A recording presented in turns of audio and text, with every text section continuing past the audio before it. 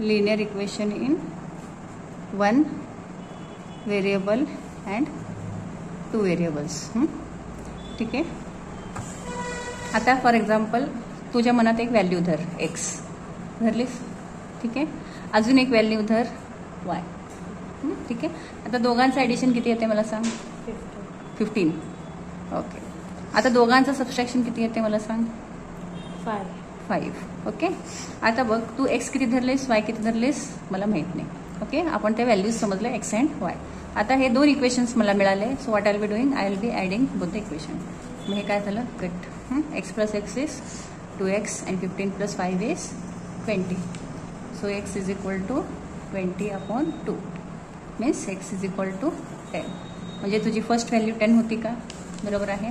आता तू सेकंड जे वर्ड वनात धरली होती नंबर जे धरली होती that is x plus y is equal to 15 means 10 plus y is equal to 15.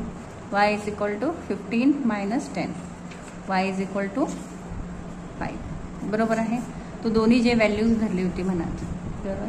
This is called linear equation. Linear म्हणजे ज्यांचं पॉवर 1 आहे. Equation in two variables. Two व्हेरिएबल्सचं आपण व्हॅल्यू बघितलं इथं.